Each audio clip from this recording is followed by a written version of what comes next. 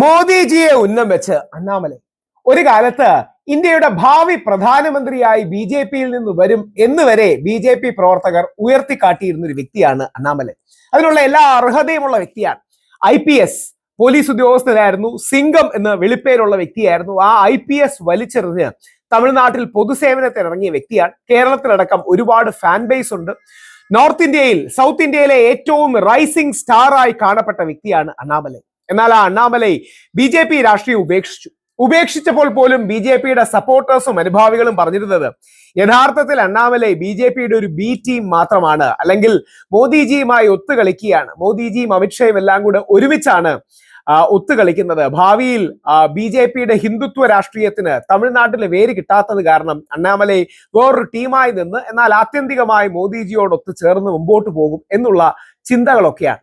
എന്നാൽ അതിൽ നിന്ന് വിഭിന്നമായി മോദിജിയെ ഏറ്റവും രാഷ്ട്രീയപരമായി ഹേർട്ട് ചെയ്യുന്ന ഒരു വിമർശനം, അതായത് മർമ്മത്ത് നോക്കി അടിക്കുക എന്ന് പറഞ്ഞൊരു വിമർശനമാണ് അണ്ണാമലൈ ഉന്നയിച്ചിരിക്കുന്നത്.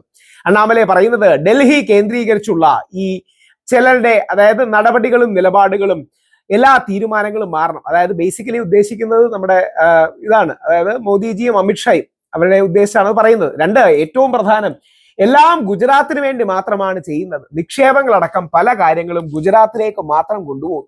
മോദിജിയെ പൊളിറ്റിക്കലി ഏറ്റവും ഡാമേജ് ചെയ്യുന്ന, സൗത്ത് ഇന്ത്യയിലടക്കം അഫക്റ്റ് ചെയ്യുന്ന ഒരു പ്രധാനപ്പെട്ട വിമർശനമാണ്. ഈ ശക്തിയിൽ ഇതിനു മുമ്പ് ആരെങ്കിലും ഉയർത്തിയോ എന്ന് സംശയമാണ്. നമ്മൾ അതിനെക്കുറിച്ചാണ് പരിശോധിക്കുന്നത്. ആദ്യം നമുക്ക് ആ വാർത്ത കാണാം. വലിയ രീതിയിൽ ദേശീയ മാധ്യമങ്ങൾ വാർത്ത തന്നെയായി കൊടുത്തിട്ടുണ്ട്. നമ്മുടെ കേരളത്തിലെ മാതൃഭൂമി അടക്കമുള്ള പ്രമുഖ മാധ്യമങ്ങൾ കൊടുത്തിട്ടുണ്ട്. നിക്ഷേപങ്ങളും പരിപാടികളും എല്ലാം ഗുജറാത്തിലേക്ക്, ഇത് അംഗീകരിക്കാനാവില്ല അണ്ണാമലൈ. ബി ജെ പി നേതൃത്വത്തിലുള്ള NDA സർക്കാരിന്റെ വികസന നയം ഗുജറാത്തിനെ മാത്രം കേന്ദ്രീകരിച്ചുള്ളതാണെന്ന വിമർശനവുമായി തമിഴ്നാട് മുൻ BJP അധ്യക്ഷൻ അണ്ണാമലൈ. നിക്ഷേപങ്ങളും സാങ്കേതിക പദ്ധതികളും പ്രധാന പരിപാടികളും ഒരു സംസ്ഥാനത്ത് മാത്രമായി കേന്ദ്രീകരിക്കാൻ കഴിയില്ലെന്നും വി ദ ലീഡേഴ്സ് സ്ഥാപകൻ കൂടിയായ അണ്ണാമലൈ വ്യക്തമാക്കി. പ്രധാനമന്ത്രി നരേന്ദ്രമോദിയുടെയും ആഭ്യന്തരമന്ത്രി അമിത്ഷായുടെയും സ്വന്തം സംസ്ഥാനമാണ് ഗുജറാത്ത് എന്ന കാര്യം എടുത്തു പറയാനും അണ്ണാമലൈ മറന്നില്ല. ഇന്ത്യ ടുഡേ ചെന്നൈയിൽ നടത്തിയ പരിപാടിയിലാണ് അണ്ണാമലൈയുടെ തുറന്നു പറച്ചിൽ. സംസ്ഥാന തലത്തിൽ BJPക്ക് തീരുമാനങ്ങൾ എടുക്കാൻ കഴിയുന്നില്ലെന്നും എല്ലാം ഡൽഹി കേന്ദ്രീകൃതമായിട്ടാണ് കാര്യങ്ങൾ നടക്കുന്നതെന്നും അണ്ണാമലൈ പറഞ്ഞു. BJPയുടെ തീരുമാനങ്ങൾ ഡൽഹി കേന്ദ്രീകൃതമായി മാറിക്കൊണ്ടിരിക്കുകയാണെന്ന് ഞാൻ വിശ്വസിക്കുന്നു. ഇത് വളരെ ദൗർഭാഗ്യകരമാണ്. അത് മാറേണ്ടതുണ്ട്.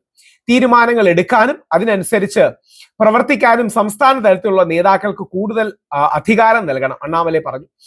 AI കമ്പനികളെയും ചിപ്പ് നിർമ്മാതാക്കളെയും അങ്ങോട്ട് കൊണ്ടുപോകുന്നു എന്ന് അദ്ദേഹം വിമർശിച്ചു. പ്രധാന കായിക മത്സരങ്ങളും അഹമ്മദാബാദിലാണ് സംഘടിപ്പിക്കുന്നതെന്നും അദ്ദേഹം കുറ്റപ്പെടുത്തി. 2030 കോമൺവെൽത്ത് ഗെയിംസ് അവിടെ കൊണ്ടുപോകുന്നു. 2030 പോലീസ് ഗെയിംസ് അവിടെ കൊണ്ടുപോകുന്നു. 2036 ഒളിമ്പിക് ഗെയിംസ് അഹമ്മദാബാദിലേക്ക് പോകുന്നു. അഖിലേന്ത്യാ വികസനത്തിന്റെ ഈ ഗുജറാത്ത് മോഡൽ അംഗീകരിക്കാൻ കഴിയില്ല. ഒരു സംസ്ഥാനത്തിന് മാത്രമായി അവസരങ്ങൾ കേന്ദ്രീകരിക്കുന്നത് ഇന്ത്യയുടെ വികസന മാതൃകയാകാൻ കഴിയില്ല. അത് മാറണം. ആളുകൾ ശ്രദ്ധിക്കുന്നുണ്ട് എന്ന് മോദിജിയെയും അമിത്ഷാജിയെയും ലക്ഷ്യം വെച്ച് അണ്ണാമലൈ പറഞ്ഞു. നിക്ഷേപ പദ്ധതികളെല്ലാം ഗുജറാത്തിൽ മാത്രം കേന്ദ്രീകരിക്കുന്നു എന്ന വലിയ രാഷ്ട്രീയ വിവാദങ്ങൾക്കിടയിലൂടെയാണ് BJP മുൻ അധ്യക്ഷന്റെ ഈ വിമർശനം വരുന്നത്. വളരെ പ്രസക്തമായ, ഇമ്പോർട്ടന്റ് ആയ വിമർശനമാണ്. കാര്യം അണ്ണാമലയെ പോലെ ആളത് റേസ് ചെയ്യുമ്പോൾ അതിന് പ്രസക്തിയും പ്രാധാന്യവും വർദ്ധിക്കുന്നു എന്നൊരു കാര്യം കൂടെയുണ്ട്. അതിന്റെ റീസൺ, പല കാലങ്ങളായി ഈ വിമർശനവും വരുന്നു. നമുക്ക് അണ്ണാമലയുടെ വാക്കുകളും കൂടെ പെട്ടെന്നൊന്ന് കേൾക്കാം. അത് പ്രധാനപ്പെട്ട ഒരു പൊളിറ്റിക്കൽ, അതായത് രാഷ്ട്രീയപരമായ വിമർശനം കൂടെയാണ്.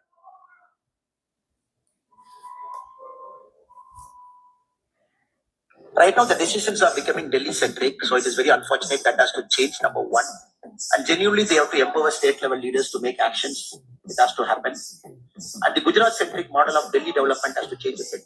And you can't have all the AI companies going there, all wafer companies going there, 2030 Commonwealth Games going there, 2030 Police Games going there, 2036 Olympic Games going to Ahmedabad. You cannot have this Gujarat model of all India development. That has to break.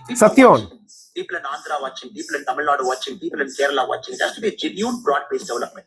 Only then a national party will be accepted in a tough place like Tamil Nadu, when you are fair to all the people. So that I hope, because right now, whether you like it or not, the most powerful person and the second most powerful person in the country happens to come from Gujarat, naturally. And they happens to be good in their job also, as a prime minister, as a home minister. So these are the things that, see, it is not necessary you can put a good leader, madam. Emotions matter. and how you function from Delhi matter. You can't call a core committee in Amit Shah's residence. I felt so upset when Tamil Nadu Bharatiya Janata Party's core committee happened in the house of the Home Minister. I think it is wrong. The core committee of a state, any party, it has to happen in Tamil Nadu. It has happened in this soil. The decisions have to be made for this soil. So the point I'm trying to communicate, madam, it is not necessarily a leader-based.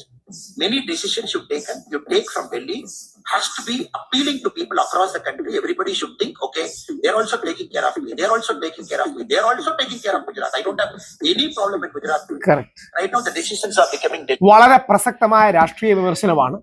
ഇന്ത്യയുടെ വികസനം എന്ന് പറഞ്ഞാൽ ഇന്ത്യയുടെ വ്യത്യസ്ത സംസ്ഥാനങ്ങളുടെയും എല്ലാവരുടെയും വികസനമാണ്. അത് ഏതെങ്കിലും ഒരു പാർട്ടിയുടെയും ഒരു നേതാവിന്റെ താല്പര്യവും ഒരു സംസ്ഥാനത്തിന്റെയും അല്ല, എല്ലാ സംസ്ഥാനങ്ങളുടെയും വികസനമാണ് എന്ന് നമുക്ക് തിരിച്ചറിയാൻ കഴിയട്ടെ. ആ സത്യം ചൂണ്ടിക്കാണിച്ചതിന് നമ്മുടെ അണ്ണാമലയ്ക്ക് ഒരു സല്യൂട്ട്.